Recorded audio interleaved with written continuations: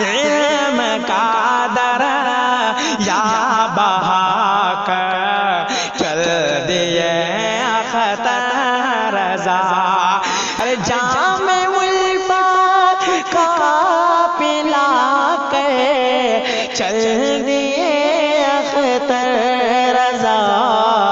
لیکن اس سے پہلے میں حضرات کو بتا دوں کہ حضور مفتی بدر الدین علی رحمۃ اللہ علیہ کی شخصیت کا نام ہے۔ میں نے کون سی آیت تلاوت کی؟ یا ایھا الذین آمنوا اتقوا اللہ وکونوا مع الصادقین، اے ایمان والو اللہ سے ڈرو اور سچوں کے ساتھ ہو جاؤ۔ جب ہم تاریخ کا مطالعہ کرتے ہیں تو صدیق اکبر کو سچا پاتے ہیں، ان کے قدموں سے لپٹ جاتے ہیں اور صدیقی کہلاتے ہیں۔ جب ہم تاریخ کا مطالعہ کرتے ہیں تو غوث پاک کو سچا پاتے ہیں اور قادریت کا پٹا گلے میں ڈال دیتے ہیں اور قادری کہلاتے ہیں۔ جب ہم تاریخ کا مطالعہ کرتے ہیں تو خواجہ غریب نواز کو سچا پاتے ہیں اور ان کے قدموں سے لپٹ جاتے ہیں اور چشتی کہلاتے ہیں۔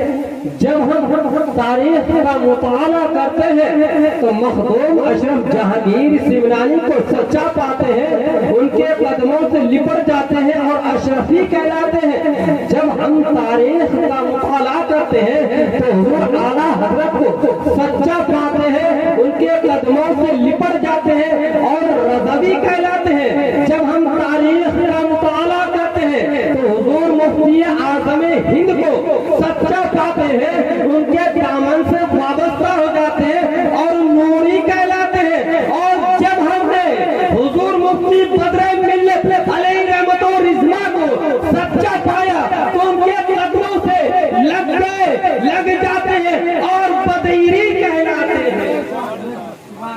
کیا کہلاتے ہیں؟ بدیری کہلاتے ہیں۔ اللہ تعالیٰ ہمارے ماتان جائے کو عمر میں برکتیں عطا فرمائے اور ان کے گھر میں بے پناہ برکتیں دے۔ کیا کہتے ہیں؟ جب ہم بدر الدین کو سچا پاتے ہیں تو بدیری کہلاتے ہیں۔ بدر ملت کس شخصیت کا نام ہے؟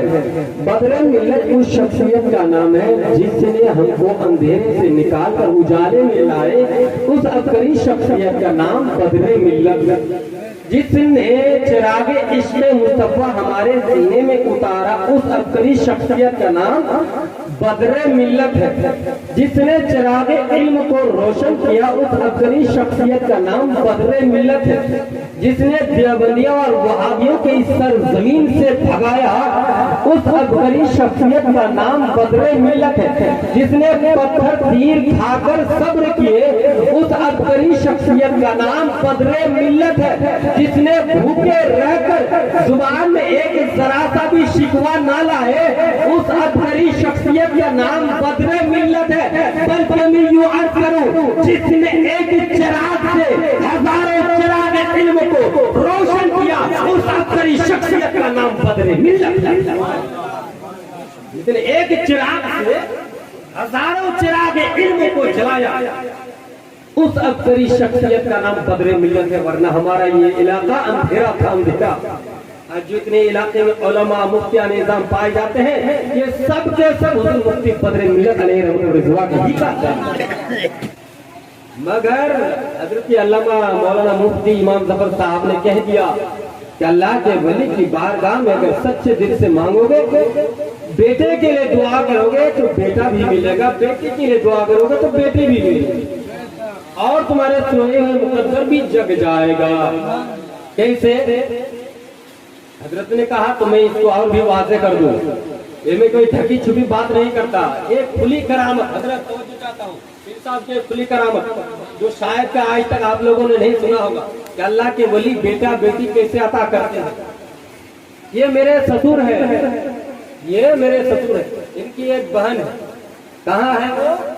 ٹینگرا آباد میں شادی ہوئی، تو میری پھوپھی لگتی ہے، اور اس کا نام کیا ہے؟ پھوپھا کا نام کیا ہے؟